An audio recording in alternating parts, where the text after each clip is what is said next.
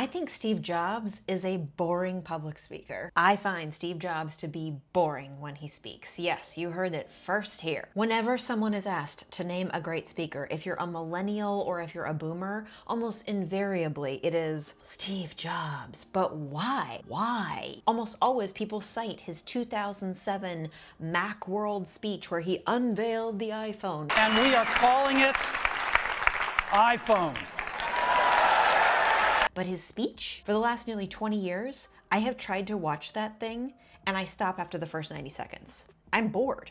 It's boring. He has a boring style. Today, I painfully sat through the first 14 minutes of this speech and analyzed it bit by bit. So I can tell you exactly why I believe Steve Jobs is a boring speaker. I didn't say he's bad. I said he's boring. He's not charismatic. He is not magnetic. He is a boring but somehow compelling speaker. So I'm going to pick that apart in this video. I'm Hannah Michelotti. I'm a public speaking and presentation skills expert in Portland, Oregon, and I help corporate and creative professionals put more personality back into their presentations, which Steve Jobs could use, so they're not only engaging their audiences, but persuading their audiences. The first mistake that Steve makes that gets me totally off the Steve train, he spends those first 8 to 9 seconds, which are critical as a speaker, in silence.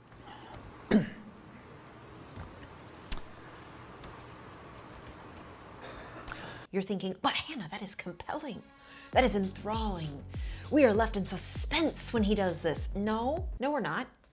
Because he's interested in the dog shit that's on his shoe. He's looking down. His shoulders are rounded. He's not looking at the audience. That is suspenseful. When you are silent on stage in a power posture from a body language standpoint and making eye contact with your audience, that is powerful. That is suspenseful. You're going, ooh, what's going to happen? Not some guy in a black turtleneck and normcore pants and heinous white shoes tottering onto stage silently. Nothing about that is interesting. I would have clicked out of the video yet again, but I had to watch because I told myself I was going to analyze this video. Then he says the usual suspect CEO phrase.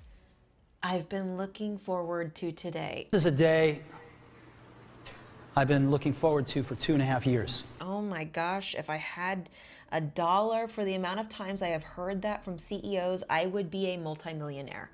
I am so excited about this. I've been looking forward to this. I'm thrilled. Are you? Have you been? Is that really true? I don't believe you. This is not a groundbreaking statement. It's also not an attention-grabbing statement that you've been looking forward to this for 2 years. I've been looking forward to for 2.5 years. Okay.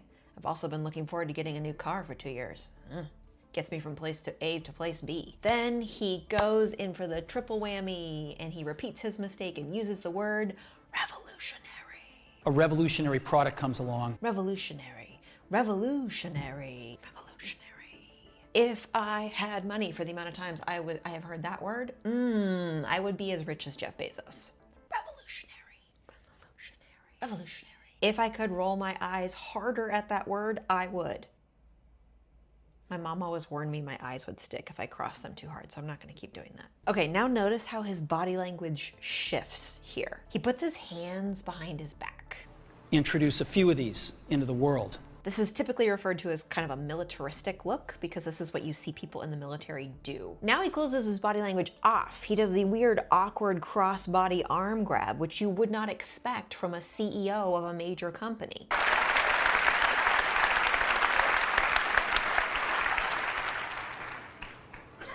In 2001, we introduced the first iPod. What is this? What's happening here? Why do we have a single arm dangling? Why are we closing the body off? This indicates to me that there's hesitation, that there's nervousness, that there's discomfort in what he's talking about. Okay, his gesture here and his facial expression is really weird and off-putting to me. It changed the entire music industry. It's like he's trying to have a mic drop moment. He's like, look, I'm cool. This is what I did. And he's not being cool about the fact that it was cool. This feels like a very calculated gesture. This was memorized at 1:30 a.m. at night, which we know Steve Jobs to be someone who was meticulous about memorizing. In fact, some would say obsessive about how much he would memorize to prepare for these kinds of presentations. Yes, it shows. It looks robotic. He says, we're introducing 3 revolutionary products. We're introducing 3 revolutionary products. And despite the fact that he uses the R word again, I am a little bit bought in. I'm like, okay, what are they? Wow me, show me, prove it to me. I begrudgingly feel a little bit of excitement. Fine. The first one is a widescreen touch iPod. Is a widescreen iPod with touch controls. And I'm out. I already have one of those. I'm picturing myself back in the day. I already had an iPod. I didn't really care that it was now touchscreen. This is not wowing me in any way, shape, or form. Again, clicked out, off of the Steve train here. A revolutionary mobile phone? Come on, man. It's a revolutionary mobile. How many times have you used that word now? 4? 3? Stop. Stop with the R word. Stop. This is where his speech actually starts to shift, and we are a good 2 minutes in. He says there's 3 things. 3 things. He's narrowing your focus to 3 things, which is a magic number in public speaking and Harry Potter. For example, Oculus Reparo. Always sticking to 3 things in under a 60-minute presentation is going to be your chef's kiss, golden goose. This is the best way to encapsulate what you're talking about, because why? Your audience likely will not remember more than 3 things. So he is capitalizing on human memory capacity and saying, I'm just going to have you focus on 3 things. This is great. He repeats what they are: an iPad, a phone, and an internet communicator. A widescreen iPod with touch controls, a revolutionary mobile phone, and a breakthrough internet communications device. So here's the interesting thing. He repeats this a 3rd time. He says, I want you to focus on 3 things, and then he repeats them 3 times. Whether or not he intended to do this, it's pretty brilliant. He's doing a 3 on top of a 3. An iPod, a phone,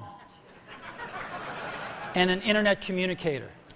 He's verbally delivering a signpost. 3 things. 3 things, and then he is verbally repeating the signpost 3 times. It's just kind of meta.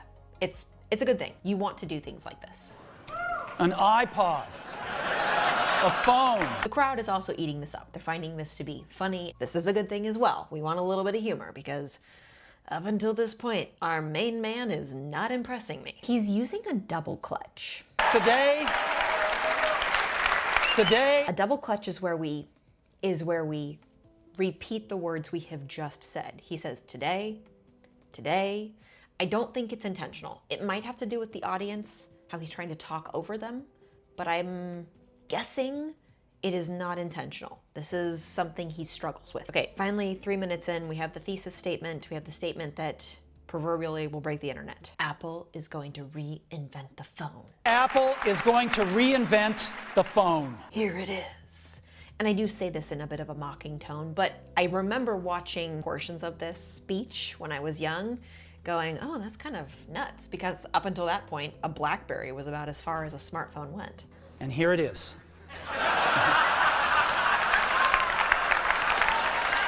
This is very funny. He does a nice job with humor here. I think he had a team that helped him with this, but this is funny. I like this. He pokes fun at Business 101 here by talking about the X and the Y axis. One is smart, the other is easy, or smart easy. I can't remember which everyone learns in business school, and oh my gosh, if I had to see another one of these XY axes when I was working in the corporate world, I was going to stab my eyeballs out with a pen. I make a, Business School 101 graph with a smart axis and the easy to use axis. Phones, regular cell phones are kind of right there. They're not so smart. This is funny. Let's pause here for a hot second. I want you to notice how uncomplicated his language is. Steve is speaking at, I would guess, under a 6th grade level. Listen. Phones, regular cell phones are kind of right there. They're not so smart, and they're, not so easy to use. But smartphones are definitely a little smarter, but they actually are harder to use. I want you to look at the words in text on a screen. I just went and ran these words through ChatGPT. This is word for word what Steve Jobs has just said, to get a sense of what grade level could understand these words. So what's our baseline we're working with, basically? Here's what ChatGPT has just told me. Using the Kincaid grade level, I'm assuming this is a standardized level that we are using, this passage would likely score anywhere from a 3rd grade to a 5th grade reading level, meaning students approximately between 3rd grade and 5th grade. So we're talking 8-year-olds at the youngest to 11-year-olds would be able to comprehend, understand, and digest this message. That is mind-blowing. A CEO talking at an 8-year-old level. Do you know how powerful that is? When you have every single person in the room on board and understanding what you're talking about. Okay, Steve, I see you in your turtleneck. You're not charismatic. You're not magnetic. You're not enthralling. You're accessible. You are easy to understand. That is what makes you powerful. You're enigmatic in that way. This is a skill very few people have. This is also a very hard skill. This is a hard skill to teach because so many people are deeply entrenched. That's even too high of a word. They're deeply into their own work and the words that they use that they don't recognize their audience isn't on board, doesn't understand the same words. So I know I called Steve Jobs boring and I still stand by that, but the boring-o-meter, it's gonna go a little bit closer to charismatic, a little bit closer to Tony Robbins because of the clarity of the language. So I stand a little bit corrected. Not fully. I still think he's boring. Oh, Steve, no. You have done what every single CEO does. He's made the XY axis. He's shown the quadrant where everyone else is. And where is Apple's product? Of course, way up here in the right-hand corner where no one else is. I need a bigger eye roll for this. Every company that I ever worked at, and I worked at Fortune 500 companies, this is always what they showed on the graph. Here are the other brands in these other quadrants. Where are we? Way over here. We're, get ready for it, revolutionary. And they usually weren't. I worked in finance. That should say it all. Why do we need a revolutionary? Okay, revolutionary alert again. When a word is overused, it is abused. It loses its power. We are losing our power with the R word here. Okay, this bit's interesting. He starts to talk about comparisons with the competition. Okay, I'm here for this. Let's talk about what the competition is doing to prove what you are doing is different, that you actually belong in that upper right-hand quadrant. Right-hand quadrant. Here's 4 smartphones, right? The problem with them is really sort of in the bottom 40 there. It's this stuff right here. I like this, the bottom 40. You understand what the 50% is? Bottom 40, I like this. Okay, petite lesson in visual aids, which Steve is using very well. A visual aid, by the way, can be your slides, or if you're in corporate America, the deck, which makes me have nightmares when I hear that word. It can also be a skeleton from science class in 6th grade. It can be the flyer or pamphlet. I'm blanking on the word that you have at a wedding that's on your seat when you sit down. It's the schedule of events. That's a visual aid. Steve is using his slides, these visual aids, beautifully. They are minimal. They have minimal text. They have minimal images and minimal reading, if any reading at all. In fact, I don't think he has read off of his slides so far. Yes, we want this. That's the point of a visual aid. It is aiding you visually. But how do we treat visual aids? We treat them like a textbook that we are going to read for our entire audience. Last week I gave a fire safety talk, and nobody paid any attention. It's my own fault for using PowerPoint. PowerPoint is boring. And it makes presentations boring. If your audience can get the slide deck from you and know everything you've just shared, you have made a massive mistake. You are the star of the show. Steve is the star of this show. He's not an exciting star, but he is the star of the show. If Steve were to just hand us this deck, we would not have the contents of the presentation. He is sharing more outside of the slides, which is the point, and we are getting more from him than just what he has up there on the slides. Your slide deck is not the main event. You are. He is demonstrating that very, very well. Bravo to you, Steve. Steve Jobs is a human. Alert, he's a human. Why do I say that? Notice how he uses the word yuck. Yuck. Technically, for those of you that would like a $100 word or remember your rhetorical devices, this is an onomatopoeia. Moo, oink, bow, wow, rawr, meow. Yuck. Is an onomatopoeia, and he uses it so well right here. It sounds human and normal, like he's one of us. It's like Us Weekly. They're just like us. Steve sounds just like us because he uses the word yuck. That's a really powerful placement of that. Okay, revolutionary alert. Revolutionary. How many times are we up to? 6? 900? My ears. 2 more revolutionaries. Very close together. Ruh-roh.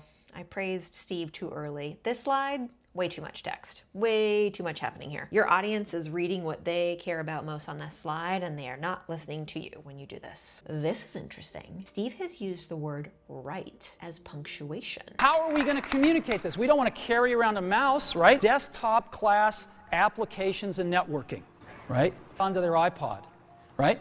If you ever were in a college class and you found the professor drove you nuts because they would end their sentences with, you know, or okay, or right? Right? They were using words in place of punctuation. They were using words in a filler capacity, which is what he is doing right now. Right? Which tells me either he got off script, Right? or got off track, Right? or has a little peccadillo called using words instead of punctuation. Right? We'll see if this pattern continues. Okay, here's where I'm a little confused. The second thing we're doing is Because he says the second thing. I'm sitting here wondering what I've been missing throughout a lot of this presentation so far. And while Steve has a lot of good stuff to say, a stylus, right? We're going to use a stylus. No. No. what he's missing are verbal signposts. Verbal signposts are classic phrases in public speaking like, now that I have told you about, I'm going to tell you about. That tells us where we are in a presentation. It seems bland, it seems dull, it seems like everyone does it.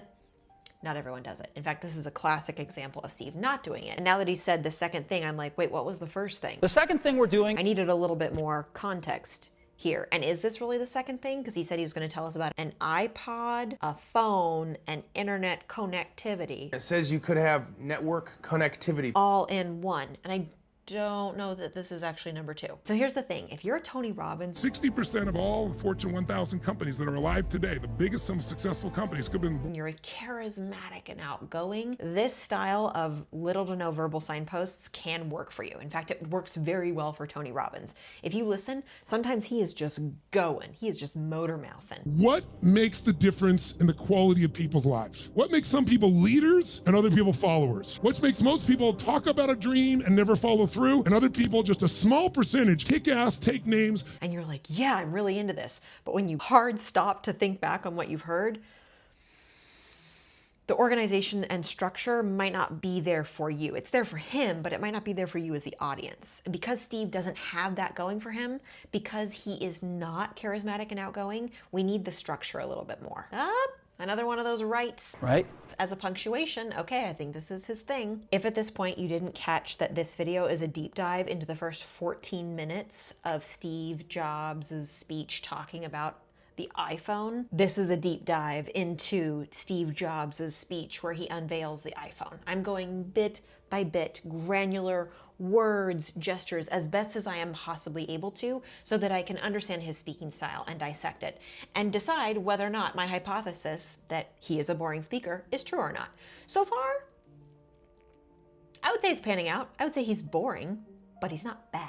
He has something else going for him that a lot of speakers don't have. Yep, another example of too much on the slide. I would have put these lists on two different slides. Your media onto your iPhone, but it also syncs a ton of data.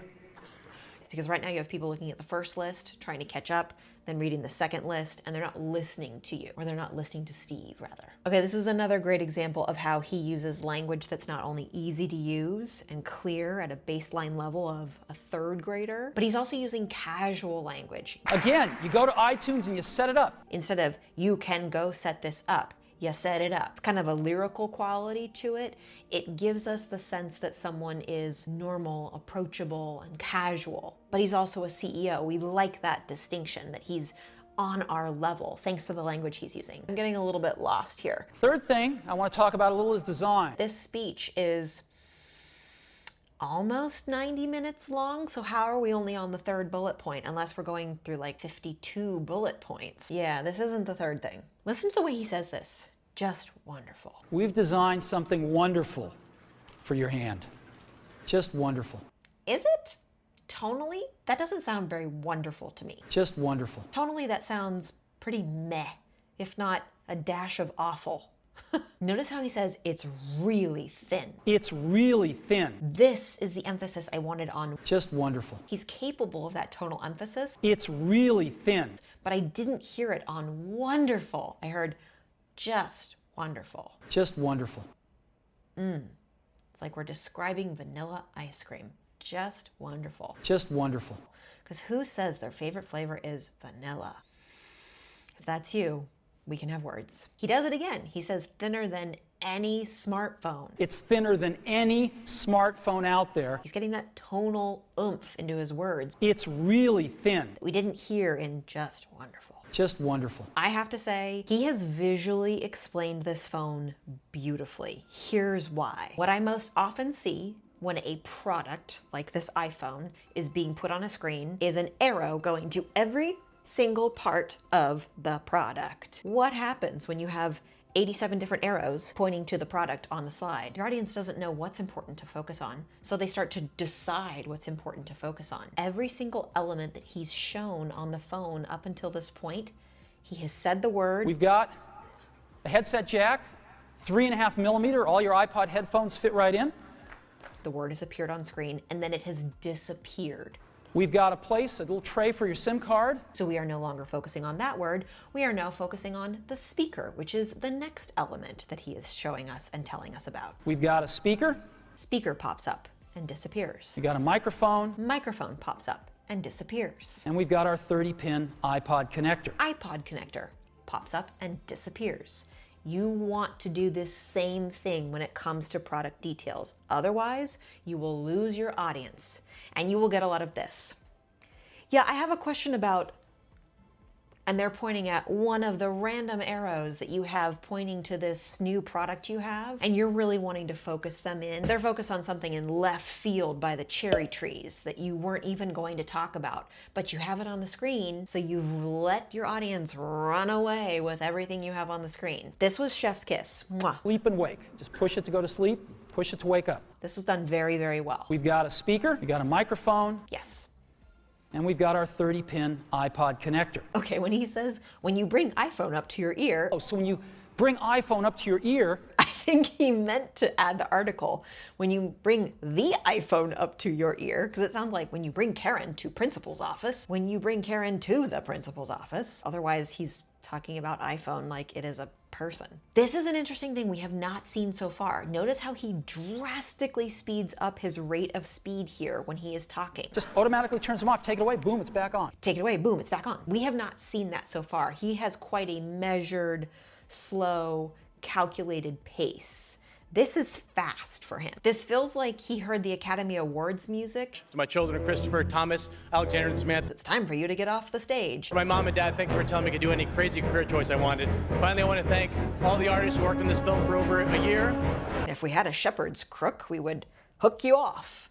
That's what it feels like. He's seen something or heard something that's like, I have to move on quickly. And then boom, boom. That's the first 14 minutes of Steve Jobs' speech where he unveils the iPhone at Macworld in 2007. Do I stand by my original statement that Steve Jobs is boring? Somewhat. He doesn't exactly use exciting language, but like I said, he uses language that is accessible and understandable for anyone from a third grader to a 30-year-old and beyond. And that is his superpower. That is what makes Steve Jobs compelling. He speaks to the literal entire room. I can guarantee you every single person in that room, live listening to him speak, understood his message, because they could understand the words. He wasn't using $100 words like liminal and echelon, or throwing in French turn of phrases like je ne sais quoi. He was using basic, even casual conjunctions in his language throughout the presentation. So I think that's his superpower. I still think he's kind of boring, but I'm gonna give you a kind of instead of boring, because he's kind of boring, but he's interesting in that he uses clear language. As a head of a company in any capacity, that's very, very rare. Most individuals that I work with who are probably at a VP director level or higher, they do not use this clear of language. They use buzzwords galore, they use industry terms and jargon. He uses none of that. So, let's go ahead and turn it on. This is the size of it. It fits beautifully in the palm of your hand. And he could, because you know he was deep in on this product, but he brought everyone up with him using the clear language. So my hat's off to you, Steve. You have something going for you that not a lot of speakers have going for them. Most people go for the charismatic angle. You went for the clear angle. Clever. And it works. It pays off. That's all I have for you today. Thanks so much for tuning in. If you liked what you saw, be sure to subscribe and check out the other videos I have. I'll catch you next time.